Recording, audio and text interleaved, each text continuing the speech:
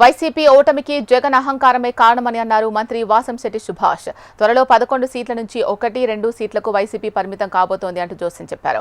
అధికార దురహంకారంతో రాష్ట్రాన్ని అప్పులపాలు చేశాడంటూ మండిపడ్డారు. గత ఎన్నికల్లో జగన్ కు ప్రజలు బుద్ధి చెప్పినా ఇంకా ఆయనలో మార్పు రాలేదని, రాష్ట్ర అభివృద్ధిని అడ్డుకోవాలని కుట్రలు చేస్తున్నారంటూ ఫైర్ అయ్యారు. ప్రకాశం జిల్లా చినమనగుండంలో సుపరిపాలనలో తొలి అడుగు కార్యక్రమంలో పాల్గొన్నారు మంత్రి సుభాష్. వాళ్ళేదో నూతులో కప్పల్లాగా అదే ప్రపంచాన్ని భావించి వాళ్ళే ఊహాగానాలు సృష్టించుకుంటూ మరి ప్రజా వ్యతిరేకత ఉందని భావిస్తా ఉన్నారు. ముఖ్యంగా మీరు అందరూ గమనిస్తే గత 5 ఏళ్ల పాలన తర్వాత జగన్మోహన్ రెడ్డి ఉన్న పరంగా 11 సీట్లకు ఎందుకు వచ్చాడా అంటే అహంకారం, అహంభావం. ఏ రోజైనా ఇక్కడ స్థానిక శాసనసభ్యుల దగ్గర అహంకారంగా అహంభావంగా చూశారని మీరు ఎవరన్నా? ఎక్కడికి వెళ్ళినా సరే ఆయన చాలా మంచి వ్యక్తి, అందరినీ గౌరవిస్తారని చెప్తా ఉంటారు. మరి ఆ రోజు 5 ఏళ్ళు ఒక్కసారిగా 151 సీట్లు వచ్చేటప్పటికి కళ్ళు నెత్తికెక్కి కొంతమంది మంత్రులు అయితే బూతులు.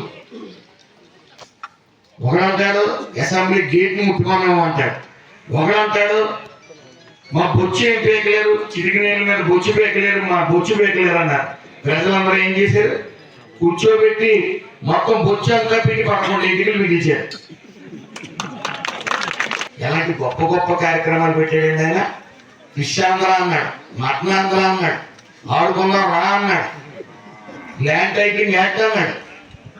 ఇవన్నీ ఉడతాడేమి అతనికి ఇంకా బుద్ధి రాలా.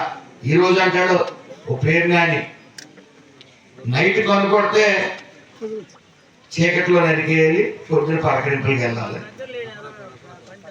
జగన్మోహన్ రెడ్డి అంటాడు రపరపా నరికితే తప్పు ఏంటి అంటాడు. అయితే అక్కడ గమనించవలసింది ఏంటంటే సినిమా డైలాగ్ కదా అంటే తప్పేమంటున్నాడు. అక్కడ గమనించవలసింది అతను ఫోటో పెట్టి, జగన్మోహన్ రెడ్డి ఫోటో పెట్టి పైన రపరపా నరికేస్తానని పెట్టడం దానికి దేనికి చిహ్నం?